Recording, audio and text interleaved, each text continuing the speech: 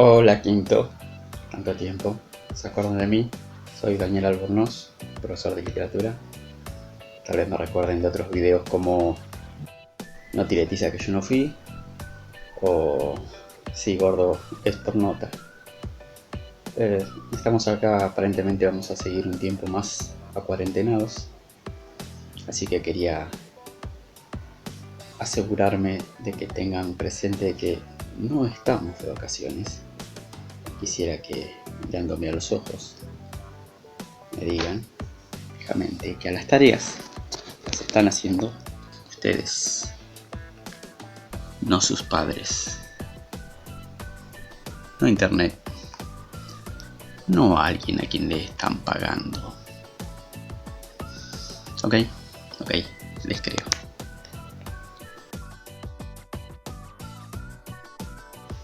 Vamos a lo serio.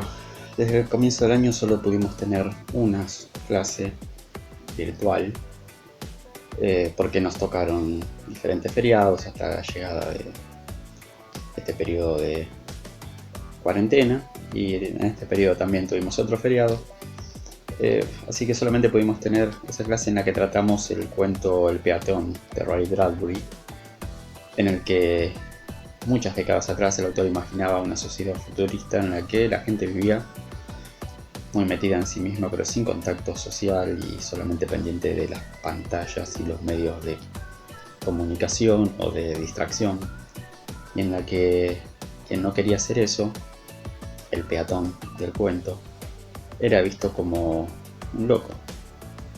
Así imaginaba Bradbury el futuro, y bueno, no estaba tan equivocado. La tecnología, que hoy, por esta situación que nos toca atravesar, nos está resultando tan útil e indispensable, en los años anteriores nos estuvo alejando de cosas que hoy en día, y por la misma situación que estamos atravesando, estamos extrañando.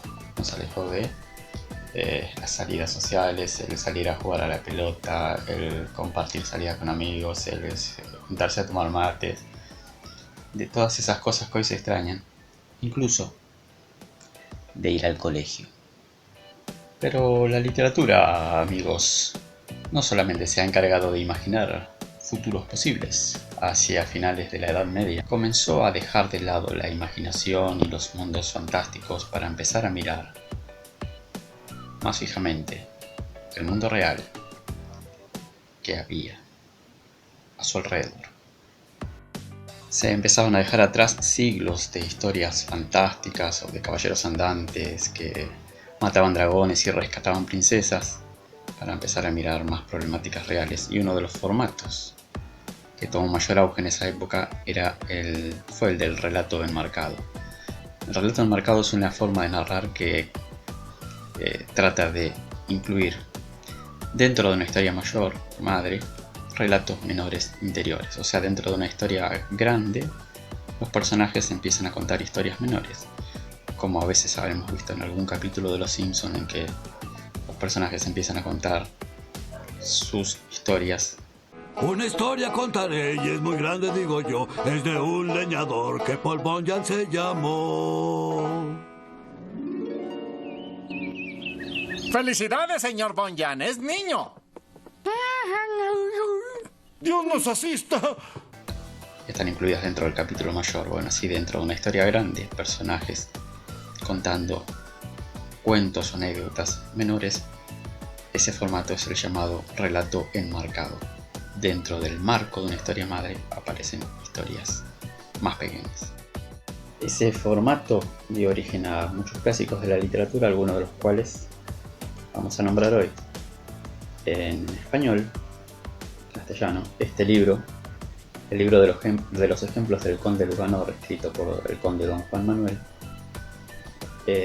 presentaba la historia de un señor adinerado que ante cada situación de la vida que tenía que afrontar pedía consejos a su consejero, alguien de un nivel social inferior. Sin embargo, le hacía caso a los consejos de esta persona y así lograba resolver sus problemas. La forma en que le daba consejos consejero era por medio de ejemplos. No le decía directamente no le prestes plata a aquel porque no te la va a devolver. Sino que decía, mire, honestamente yo no soy quien para aconsejarlo, pero una vez le pasó a un... Y ahí empezaba a contar una historia. Muchas veces las historias esas no eran realistas, pero si lo incluimos en esta lista es porque el hecho de que alguien de una clase social inferior recomendara cosas a alguien de una clase social superior ya era novedoso. Y si bien usaba ejemplos que a veces eran fantasiosos, los problemas que trataban eran de la vida real. Primer ejemplo entonces, allá por el 1331, escrito en español antiguo, el libro de los ejemplos del conde Lucanor. Al segundo y al tercer ejemplo los tenemos en este librito que habla de los relatos enmarcados o cuentos enmarcados justamente. El segundo al que quería hacer referencia, que después va a dar pie a la tarea que van a realizar, se escribió 20 años después que el anterior, en lo que hoy conocemos como Italia, y se llama el Decamerón. Deca, que viene de 10. El Decamerón de Giovanni Boccaccio habla de algo que tiene bastante relación con lo que nos pasa ahora.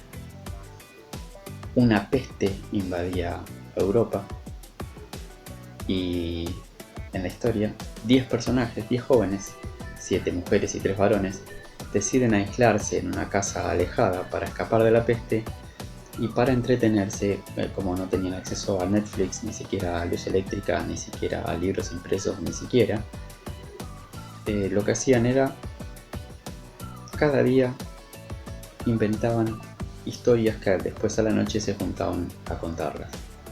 Eran 10 jóvenes contando 10 historias, o sea hay un total de 100 historias porque duró 10 días el encierro y esas 100 historias están en el Decamerón de Boccaccio, de todo tipo de historias, incluso las picantes, con escenas turbias que hoy papá y mamá no los dejarían ver.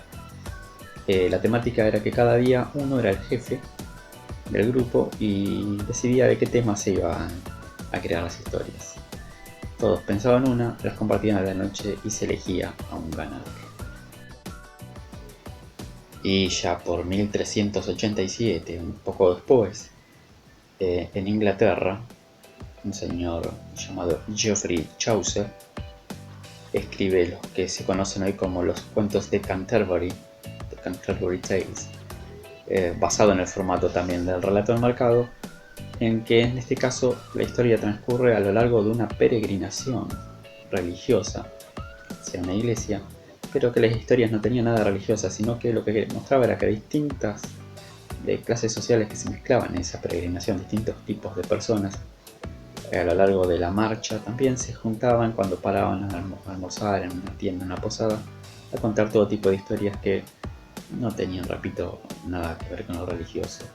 La importancia de ese texto, más allá de la originalidad o no de las historias, para la literatura inglesa es que estaba escrito en el inglés popular, porque en aquel entonces en Inglaterra se consumía más literatura en las lenguas que se consideraban más cultas, el francés, el latín, el italiano incluso, y el inglés era un poco dejado de lado. Este señor Chaucer, a partir de su relato, dio origen a lo que sería después una importante cantidad de textos escritos en el inglés popular. Estos 3 relatos de relato enmarcado empiezan a mostrar una literatura más vinculada con el entorno, con el mundo real, con las clases sociales, con críticas sociales, con historias de la cotidianidad, con todo tipo de temáticas de las que se les ocurran, como si van a elegir una película de Netflix y buscan en qué tipo de género. Bueno, estaban todos representados en estas historias, pero el marco en el que se desarrollaban era un marco ya realista. Punto y coma. El que no me entendió, lo mira de nuevo.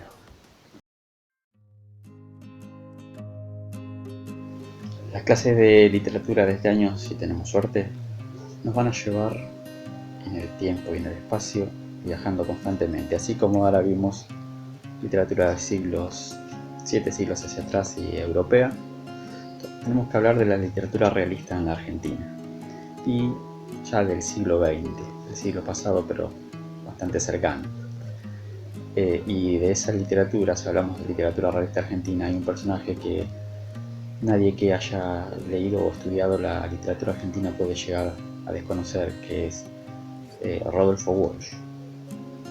Este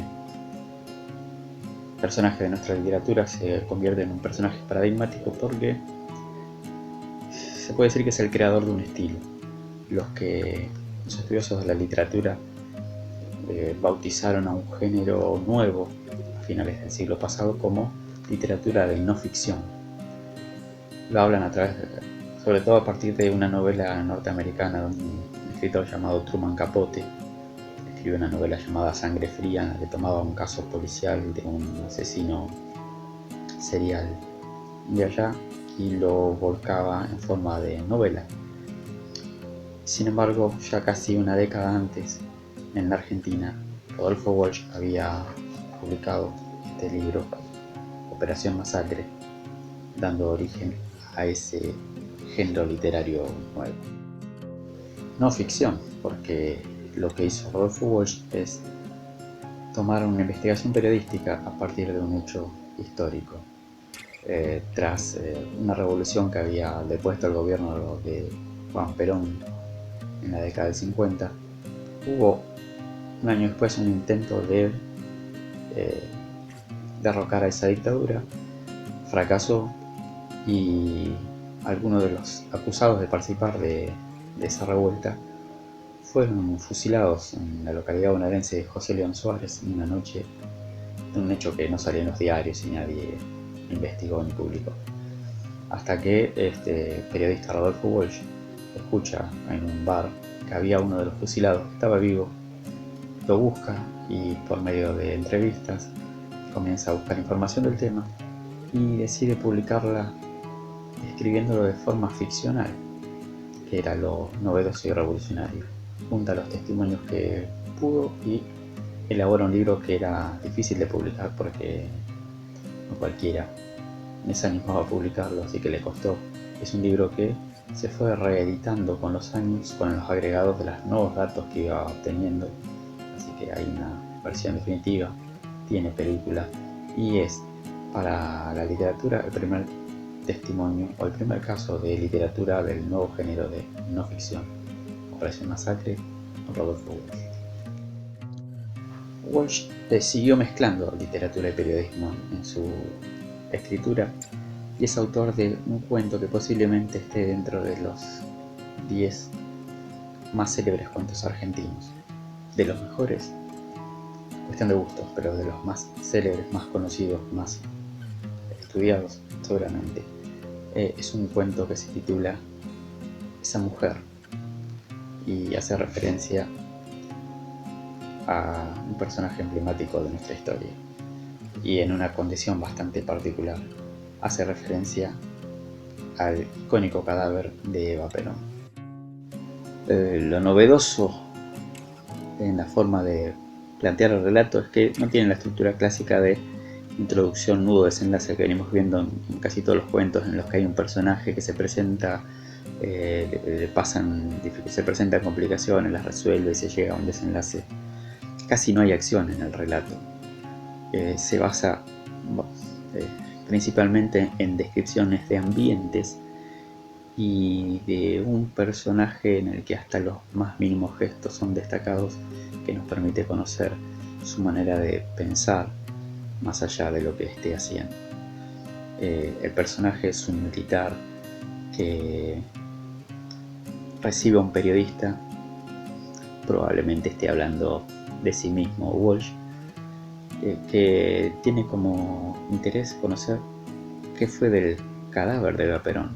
Esto ya es un hecho histórico porque después de su muerte el general Perón había mandado a embalsamar el cadáver de su esposa, sabiendo que iba a considerarse una especie de mito popular, y quienes lo derrocaron también consideraban que eso podía llegar a pasar, por lo cual hicieron desaparecer ese cadáver. Hubo muchos años en los que no se supo dónde estaba hasta que finalmente apareció enterrado sin nombre en Italia. Pero mientras no se sabía dónde estaba, el misterio seguía ahí y dio pie para que Walsh habrá hecho esta entrevista con ese militar o la imaginó y escribiera este cuento en el que el periodista le preguntaba a este hombre que era el que supuestamente había estado encargado de cuidar y trasladar ese cadáver, si sabía dónde estaba, qué era de él, y lo interesante es ir descubriendo cómo ese militar habla de ese cadáver como si fuese o una persona viva o una posesión suya o alguien a quien por miedo, por respeto o por alguna causa no podía nombrar por su nombre y la llamaba esa mujer. El martes pasado no tuvieron clase porque fue un aniversario del comienzo del último gobierno cívico-militar sangriento de Argentina, y para terminar de convertirse en un icono del periodismo y la literatura nacional, Rodolfo Walsh, que era un militante montonero, cuando se cumplió el primer aniversario de ese golpe, escribió una carta abierta a ese gobierno denunciando todos los atropellos y crímenes que estaba cometiendo, y la envió por correo a los distintos medios de comunicación nacionales e internacionales que creía que lo podían publicar. Al día siguiente fue perseguido, fue baleado, fue secuestrado y continúa desaparecido. Eso lo terminó de transformar en un símbolo y un icono tanto de la literatura como del periodismo, como de la lucha por los ideales. Esa coherencia que mantuvo entre su escritura y su vida la puso también en esa carta, que termina con una frase que se hizo simbólica y que decía en su último párrafo que esas eran las reflexiones que escribía en el primer aniversario de ese infausto gobierno, sin la esperanza de ser escuchado, con la certeza de ser perseguido, pero fiel al compromiso que había asumido hace mucho tiempo de dar testimonio en momentos difíciles. Ahora por escrito, no sé si acá abajo o dónde, voy a dejar las actividades que tienen para hacer durante esta semana. Y también espero algún comentarito de si se entendió, se escuchó, si se acuerdan de quién era y si van a hacer las cosas por este método. Si no, seguiremos buscando. Hasta la próxima. Para mí no van a hacer nada, son más vagos estos, sí. No los obligan a hacer nada, pero es lo que hay. ¿Qué cosas te aprendí? Ah, ajá.